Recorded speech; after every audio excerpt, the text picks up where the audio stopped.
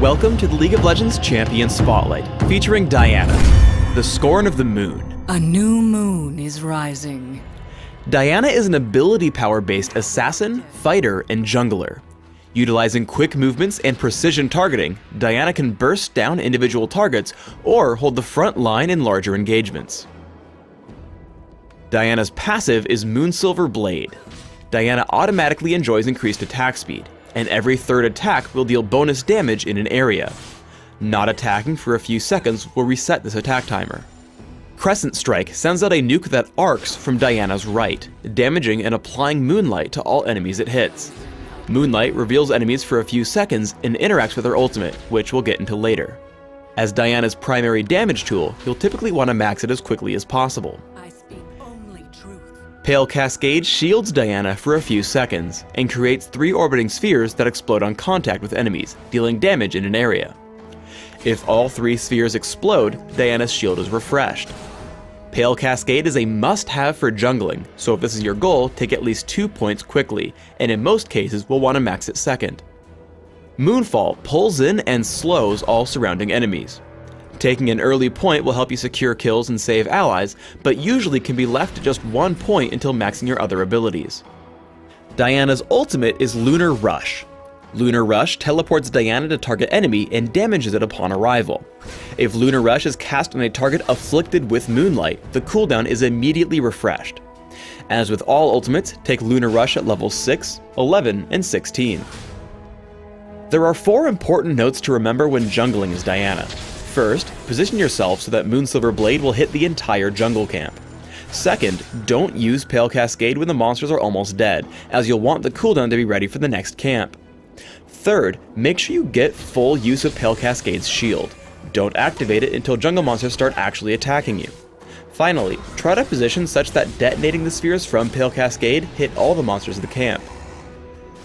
When ganking, try to get into position to land Moonfall first. Here Diana is able to flash into range from Moonfall, hitting all 3 spheres in Pale Cascade as well as Crescent Strike and Moonsilver Blade.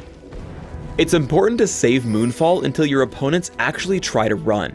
As Diana takes on Hecarim with the help of her team, she deals as much damage as possible with the rest of her abilities. Only once he tries to run does she hit Moonfall, pulling him back into range for Tariq's Dazzle and the kill. In order to gain a bit of extra speed when clearing the jungle, or escape from chasing enemies, remember that you can reveal jungle monsters with Crescent Strike and then jump to them with Lunar Rush. If you generally save Lunar Rush until you can put Moonlight on your target, it's usually worth using it again if it will secure the kill. Here Diana puts some early damage on Renekton, lands Crescent Strike, and follows up with Lunar Rush.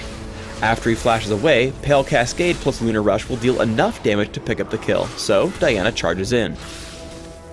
When playing Diana as an assassin, it's important you constantly roam around the map to help your allies. As Diana finds Brand in trouble, she lands Crescent Strike and immediately hits Lunar Rush. Hitting Moonfall into a second Lunar Rush, she gets behind Gragas and grabs the kill. Diana players will have to decide whether to hit Lunar Rush right away to catch up to an opponent, or wait for Crescent Strike so they can refresh its cooldown. After Diana gets Hecarim low, he starts to get away. Instead of hitting Lunar Rush to close the gap, she waits for Crescent Strike to come back from cooldown. This allows her to hit Lunar Rush twice, picking up the kill. As the game wears on and turrets fall, Diana should look for opportunities to sneak through the jungle and flank her opponents. Using Pale Cascade and Moonfall, she pulls Brand in for an easy Crescent Strike, into 2 Lunar Rushes and Moonsilver Blade for the kill. In teamfights, it's important that Diana focus on assassinating the highest priority targets first. Here, as a battle breaks out, Diana takes the time to kill both Nunu and Brand. This leaves Kog'Maw untouched and allows him to clean up the fight, killing Diana before she can do anything to him. When building Diana, I recommend starting with early game ability power damage, rounding out your end game with some extra durability. I also recommend getting a bit of early armor and attack speed when jungling.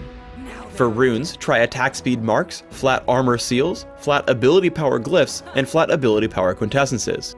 Consider 21-9-0 masteries, taking all the magic damage increasing masteries in offense, plus minion damage reduction and bonus health in defense. For summoner spells, try either Flash plus Smite for jungling, or Ignite for further champion killing power. When building items, I like to open with Boots of Speed and Health Potions, plus a Prospector's Ring on Dominion. When jungling, I add Philosopher's Stone and Heart of Gold for extra income. Rabadon's Death Cap massively increases my damage, Abyssal Scepter grants a nice mix of damage and durability, and Frozen Heart ensures I can survive tough fights. Adding a Void Staff makes sure I can deal damage to enemies who stack magic resist, and finally Rylea's Crystal Scepter adds some extra utility to my build at the end. Thanks for tuning in to the Diana Champion Spotlight. Please subscribe to the Riot Games YouTube channel above and leave us your comments just below the video.